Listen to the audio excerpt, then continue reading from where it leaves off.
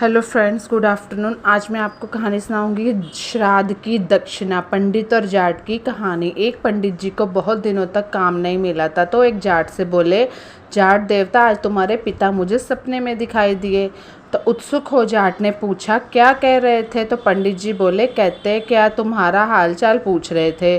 कह रहे थे कि बच्चों ने मुझे बुला दिया है, जिसके कारण मैं बहुत दुखी हूँ। अब ये मैंने कल वीडियो डाली थी श्राद्ध के ऊपर, तो आप उसको भी ज़रूर देखिएगा। आगे मैं कल लेके आऊँगी वीडियो कि श्राद्ध में तिल का क्या मतलब है। उसके बाद स्टोरी कंटिन्यू कर रही हूँ। जाट को याद आया, बोला, पंडित जी ठीक कह रहे हो, मरने के बाद मैंने पिता का श्राद्ध भी नहीं किया, शायद इसलिए दुखी हैं। तो कर डालो पिता का श्राद्ध, इसमें विलंब की क्या बात है। पंडित जी ने अपना दाव लगाया कि श्राद्ध भी हो जाएगा, मुझे काम भी मिल जाएगा। अगले ही दिन जाट ने पंडित जी को घर बुला लिया। तो पंडित जी ने श्राद्ध की सामग्री में ढेर सारा माल रखवा लिया। कि वो क्या होता है कि श्राद्ध में जो आपकी किसी की डेथ हुई तो उनको जो जो पसंद होता है ना, वो देना होता है। सोना चांदी, भांडे बर्तन से लेके खाने पीने का सारा सामान। इसके अलावा पिता को जो चीज़ें पसंद थी वह सब कुछ लाकर जाट ने सामने रख दी। धूमधाम से श्राद्ध की तैयारी हुई। जाटनी से कहकर तरह तरह के पकवान बनवा लिए।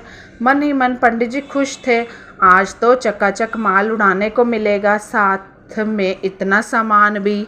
अब भाई तुमको इतना सामान मिल गया तो माल की दक्षिणा की जरूरत ही नहीं थी। कितना सामान कि अगर आप श्राद्ध करते हैं तो बुरा मत मानना कि श्राद्ध करते हैं तो ढंग से श्राद्ध करे। लोगों ने धंधा बना लिया है। अपने सामने आसन बिछाकर पंडित जी ने जाट को बिठा दिया। बोले, अब श्राद्ध शुरू करते हैं।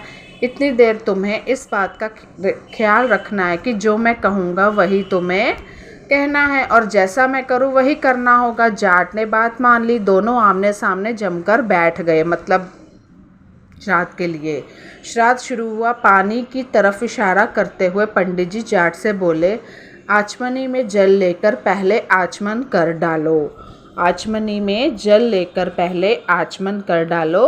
वो जैसे पहले अपने आप को थोड़ा हाथ धोने को लोटा होता है ना, उसको, तो उसके बाद उसी तरह लोटे की तरफ इशारा करते हुए जाट भी पंडित जी से बोला, आचमनी में जल लेकर पहले आचमन कर डालो। पंडित जी बोले, भाई मैं तुम्हारे लिए कह रहा हूँ, आचमन तुम्हें करना है, मुझे नहीं। जाट ने भी वही दोहराया, क्योंकि पंडित जी तो ने ये कहा था कि जो मंत्र वगैरह मैं दोबारा बोलूँगा वो तुम्हें दोबारा बोलने हैं। लेकिन वो उनकी हर बात ही, जाट पंडित जी की हर बात ही बार बार दोहरा रहा था। क्योंकि जब हमारे घर हवन या पूजा होती है तो जो पंडित जो बोलते हैं यज्ञ वगैरह की मंत्र वो बोलने होते हैं। पंडित जी परेशान हो गए, कड़क कर बोले, अरे मूर्ख, मैं तेरे लिए कह रहा हूँ, श्राद्ध तेरे बाप का हो रहा है, मेरे बाप का नहीं। अपनी कड़क आवाज़ के साथ जाट ने भी पंडित जी को ढपक दिया। अब तो पंडित जी से ना रहा गया। उसको लगा कि डांट के करना है। गुस्सा दिखाते बोला, तू नहीं मानेगा। जाट ने भी अपना गुस्सा तान लिया और पंडित जी को दिखाते हुए बोला, तू नहीं मानेगा। पंडित जी ने आओ देखा ना ताओ एक तगड़ा हाथ जाट के कनपट्टी पर जड़ दिया। बोले, पहले तेरी खोपड़ी दुरुस्त कर लूँ, बाद में श्राद्ध करता हूँ। तो उसमें क्या हुआ, फिर बाद में श्राद्ध होता रहेगा। झापड़ इतनी ज़ोर से पड़ी कि 1 मिनट के बाद ही जाट को होश आया। होश आने के बाद उसने भी अपनी बाहें चढ़ा ली और बदले में पूरी ताकत के साथ पंडित जी के गाल पर तगड़ा हाथ दिया। पंडित जी को तारे नज़र आने लगे। उन्हें 2 मिनट के बाद होश आया। अब कभी किसी के हवन में गए हो या कभी कहीं गए हो तभी इन चीज़ों का एक्सपीरियंस होता है। जाट ने पहली बार श्राद्ध किया था, और मुझे लगता है कि कभी घर में हवन जिनके नहीं होता या कहीं आप नहीं जाते हो ना, तो हमें इन चीज़ों का एक्सपीरियंस नहीं हो पाता है। लेकिन ये तो खैर कहानी है, इसको कहानी की तरह लीजिए। अब क्या था, पंडित जी और जाट दोनों पूरे क्रोध में भर आए। लात घूसों से श्राद्ध होने लगा। पंडित जी जितनी लात लगाते उतनी लातें जाट भी खा जाते। जाट के शरीर पर जिस तरह पंडित जी का घूसा पड़ता, उसी जगह पलटकर जाट भी उनके घूसे धर देता। मन ही मन पंडित जी सोचने लगे, किस मूर्ख से पाला पड़ गया है, मतलब इसको तो कुछ भी नहीं आता। क्योंकि ये सब चीज़ें बड़े बुजुर्ग साथ बैठे हों, 4-5 लोग हों तभी होता है। अकेले तो बच्चे एक्सपीरियंस होल्ड तो कोई भी नहीं होता है। उसके बाद क्या हुआ, उन्हें कई बार जाट को समझाया लेकिन जाट की समझ में कुछ नहीं आया। नतीजा यह है कि बात पर फिर बात बढ़ी और दोनों फिर से गुत्थम गुत्था होकर लड़ने लगे। कभी पंडित जी नीचे होते तो कभी जाट के नीचे होने की बारी आ जाती। आपस में देर तक लात घुसे और उठका पटका का दौर चलता रहा। आखिर मैदान छोड़कर पंडित जी को भागना पड़ा। अब श्राद्ध को तो बीच में ही रह गया, श्राद्ध का तो पता नहीं क्या हुआ। ये एक हास्य सी कहानी है, तो आप इसको कहानी के तौर पर ही लीजिए।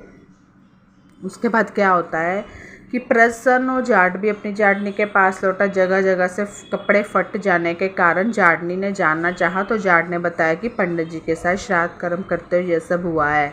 जाटनी ने पूछा, श्राद्ध तो अच्छी तरह से हो गया ना? जाट ने उत्तर दिया, हाँ बहुत अच्छा हुआ। भी तुम्हें दिख नहीं रहा मेरे कपड़े फटे हुए हैं? मतलब जो तू पूछ रही है कि श्राद्ध बहुत अच्छा हुआ।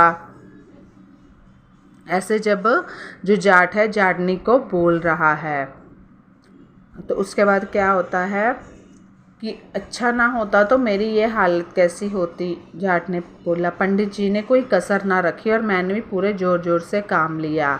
चलो अच्छा हुआ, लेकिन पंडित जी को कुछ दक्षिणा वगैरह दी या नहीं? जाटनी ने पूछा। दक्षिणा तो कुछ नहीं दिया, हम लोग श्राद्ध में इतने मस्त हो गए कि पंडित जी की दक्षिणा और भोजन का ख्याल ही नहीं रहा। अब अब पूछ रही है उसकी बीवी जाटनी कि पहले समझा के भेजो तुम, या खुद साथ करो, ठीक है। बेचारे पंडित जी बिना दक्षिणा के लौट गए। अब तुम ही थोड़ा कष्ट करो, एक बड़े थाल में भोजन और साथ में दक्षिणा पंडित जी के घर पहुंचाओ, वरना श्राद्ध का कोई फल नहीं मिलेगा। ये जाट जाटनी को कहता है। वही तो बात है ना कि पंडित जी तो अपनी दक्षिणा ही मांग रहे थे, लेकिन वो भोले भाले जाट को पता नहीं चला। सुनकर जाटनी खुश हुई। नहा धोकर उसने धुले कपड़े पहन लिए, एक बड़े थाल में भोजन रखा और पंडित जी की ओर चल पड़ी। उधर पंडिताइन प्रतीक्षा में बैठी थी कि पंडित जी श्राद्ध करने गए हैं, लौटते हुए अपने साथ कई चीज़ें बढ़िया पकवान लाएंगे।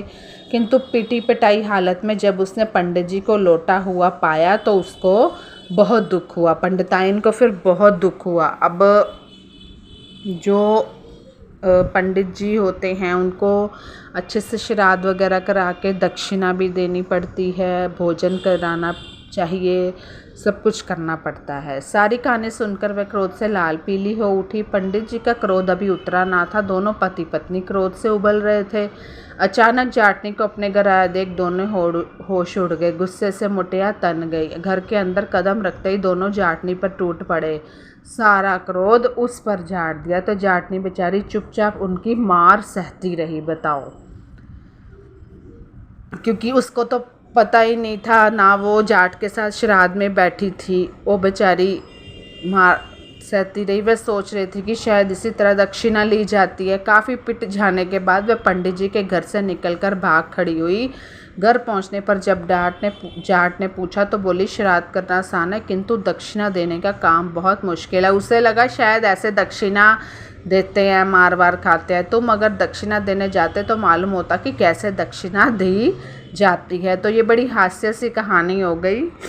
धन्यवाद, बाय बाय, टेक केयर। मुझे बताना कि आपको ये स्टोरी कैसे लगी। मुझे तो अच्छी ही लगी है।